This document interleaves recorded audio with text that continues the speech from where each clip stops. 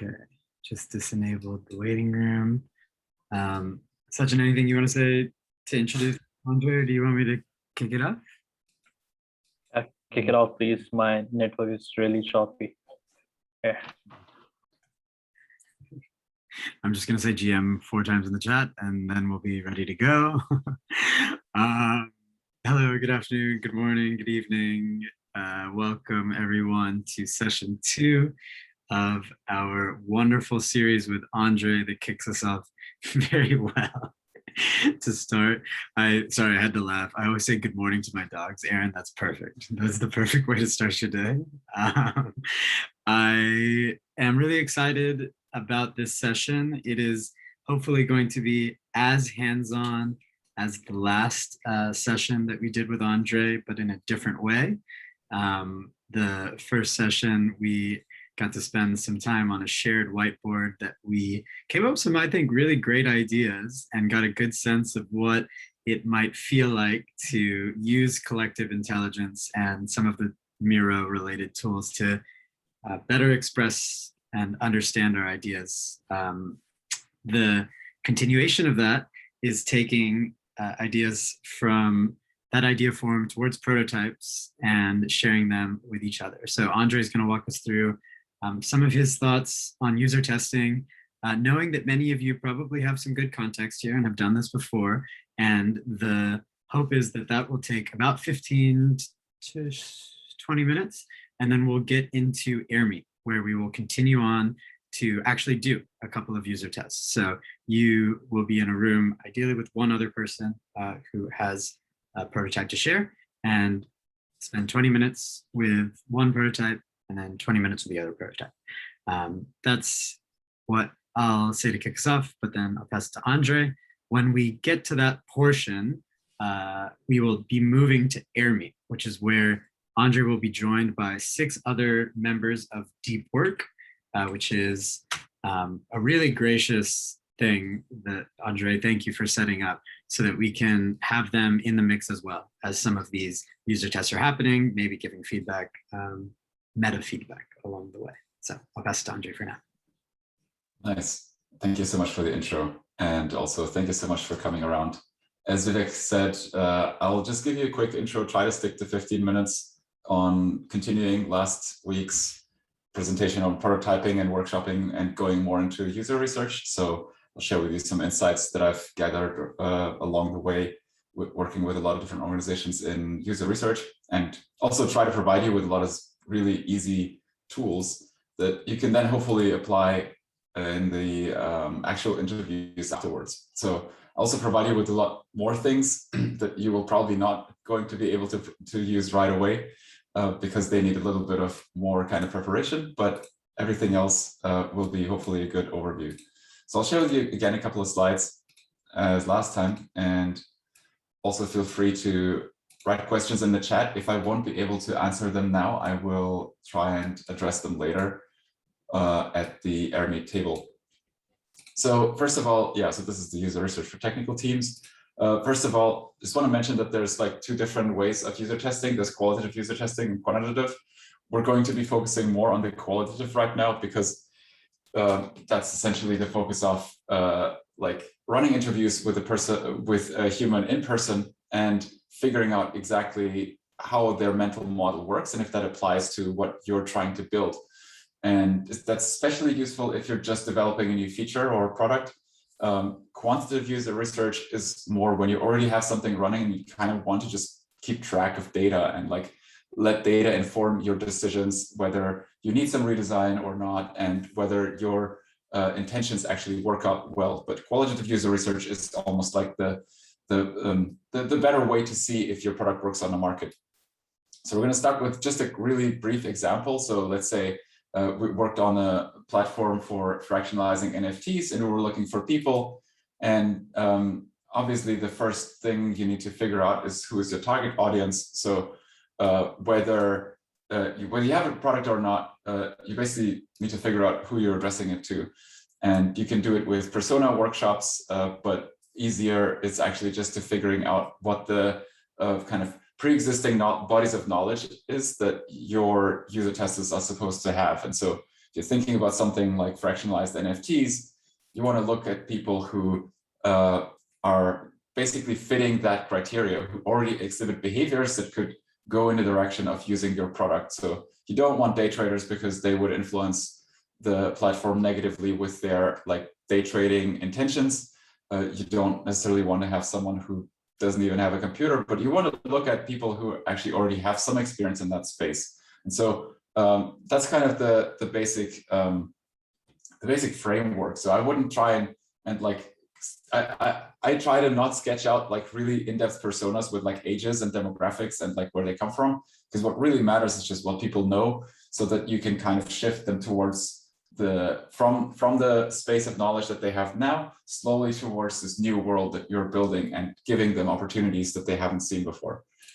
And so on finding testers, once you know that, basically I just try and use any social media channels I can find. So there's an example for Reddit, but there's also Telegram groups, there's Discord groups, there's Discord channels, but also, you know, like you can use your own social network and find people. It's just important that you try to find people who are unbiased and who are not part of your kind of inner friends circle. So a good reference to that is you can Google the mom test, or like on YouTube, there's a couple of videos on that. Basically, you want to find people who will be as blunt, as honest as someone who doesn't know you, and not someone like your mom who will, you know, try to give you answers just to make you feel good. And so if you're looking for testers, one thing that helps me a lot to kind of just filter out people really quickly is asking them a secret knowledge question, which is essentially an open-ended question that lets them talk about their like expertise or body of knowledge in relationship to what you need from them. So in this case, we were looking for people for an online insurance, and we weren't asking like, hey, do you have an online insurance, or you know, what how much money do you have insured? Because people would like would lie about these things. But we asked them like, which things do you currently have insured? Because that would actually provide us with enough context on what are the elements that, or like what are the items they have, how do they think about it, and the longer their responses, the more kind of granular you can filter people out. And so the more of these responses you get, and obviously like you get a lot if you incentivize people with money. Actually we now, so that's like 45, that's how we pay them at the moment for like a 45-minute interview, $45. But yeah, if you incentivize people with money, then you'll have a lot of people who just want to do it for money, but you also obviously want people who just give you good answers. And then basically having 5 people to use the same data points, so asking the same questions, is going to be enough, because you'll relatively quickly reach people.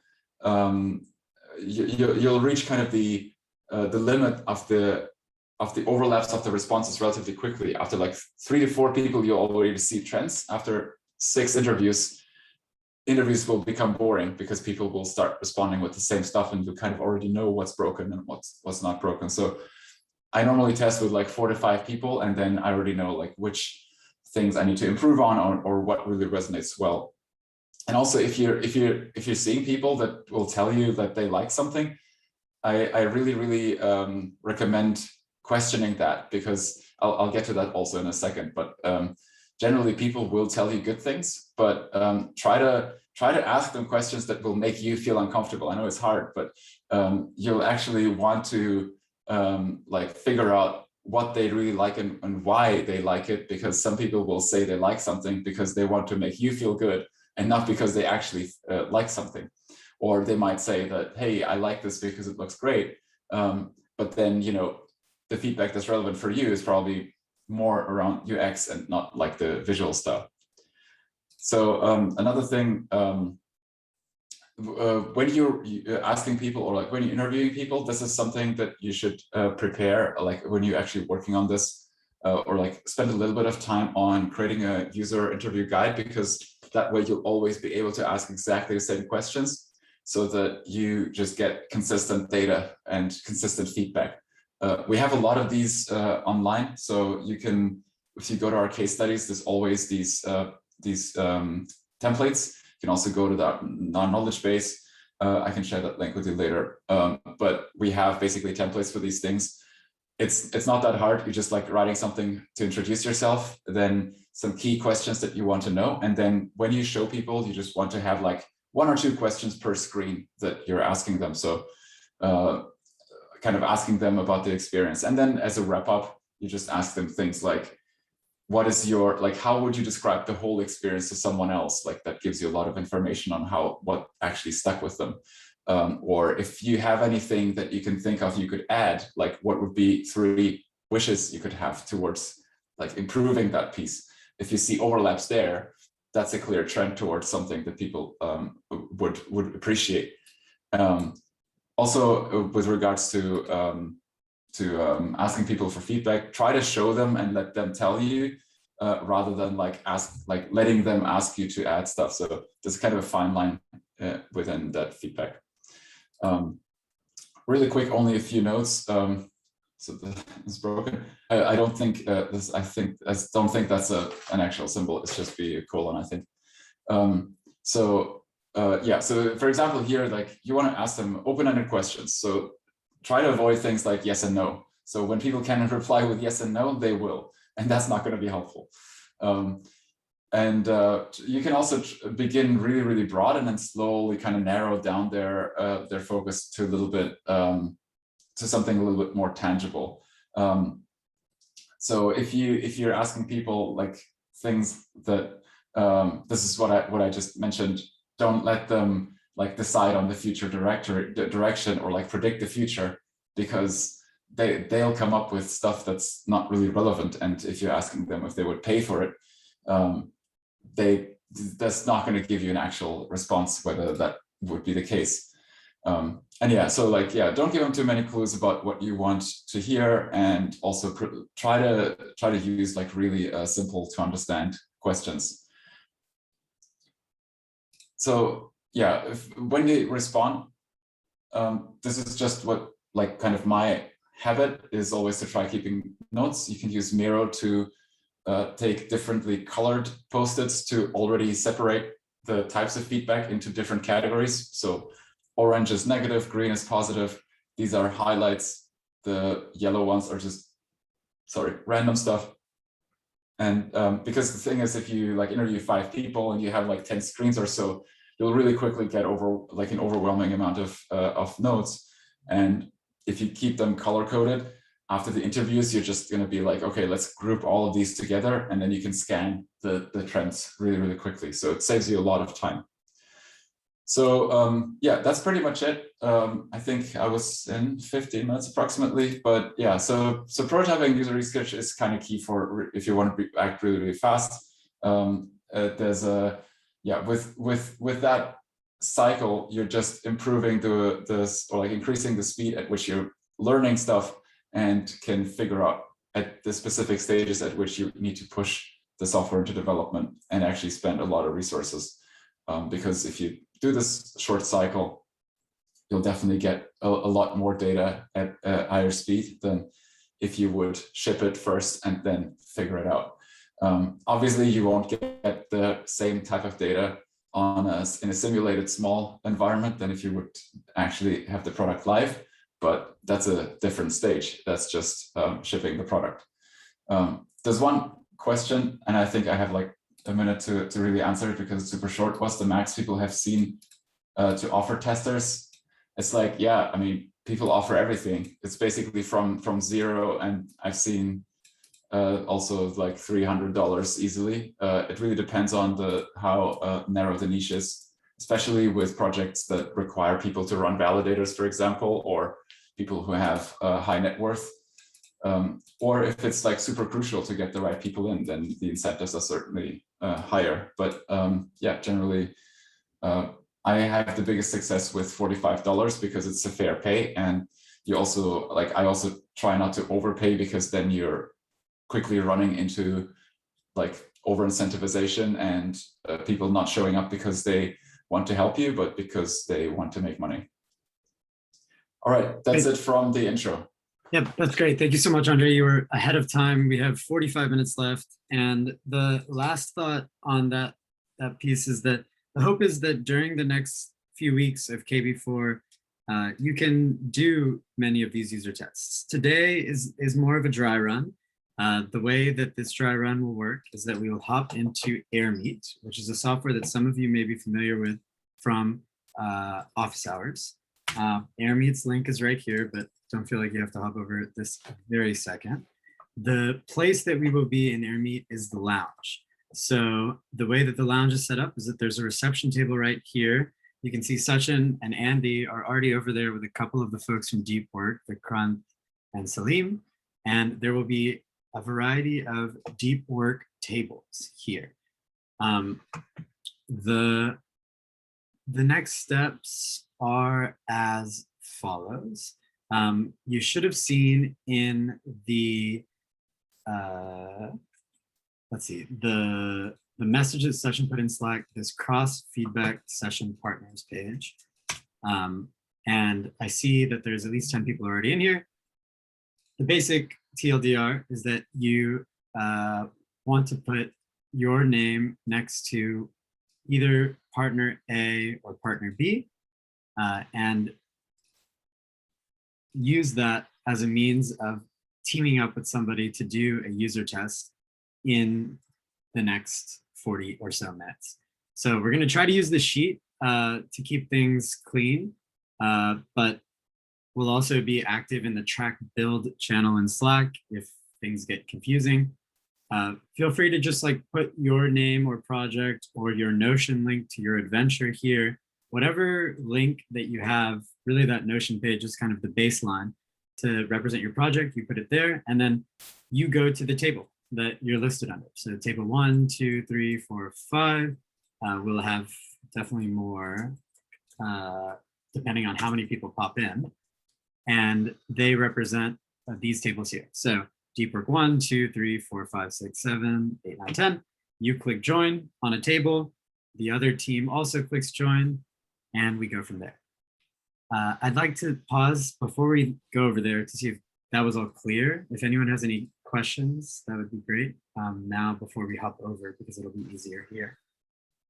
So we just add the partner is the project, whatever the prototype is that we're user testing, and the representative of that prototype to the right of it, correct? Yes. Yes. All right, awesome. Yes. I Exactly. would also, yeah, I would also just add, not at all tables there will be people from Deepwork. So if you have a prototype yourself, or so if you have one, you pick a table and just show what you have to someone else who will join and review it. And if you're someone who just wants to give feedback, then just join a table and let people know that you are an observer, and yeah, try to be as honest as possible.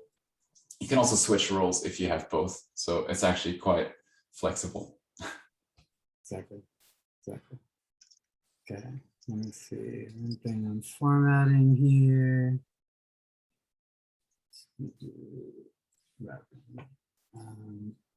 Okay. So I see people putting their names in here. Keep an eye on this, because what we're going to need to do is make sure that we have people in the partner B side so that we line things up. So I know a lot of people are putting their names in partner A. Please put your names over in partner B too, because that'll be how you team up and how 2 people end up in each room. So we'll meet you in AirMeet in just a minute. We have 40 minutes left here. The hope is that in AirMeet, right when you get in, partner A begins by sharing their prototype and attempting to follow some of Andrej's advice, which is has been also put in the Slack. If you want to refer back to the slides, they're there for you. And then partner B will begin about 40 minutes, about 20 minutes from now. So it'll be kind of like a short, quick example of a user test that also gives you a sense of how we hope it happens in kernel, which is that over the next couple of weeks, we get to share the projects that we're doing, we get to share the updates that we have, and get to get feedback from each other in KB4 at this stage when people are starting to share what it is that they've been thinking. So best of luck hopping over and enjoy the sessions. We'll see you in AirMeet in just a second. Yes, Sigam, they're in the track build channel.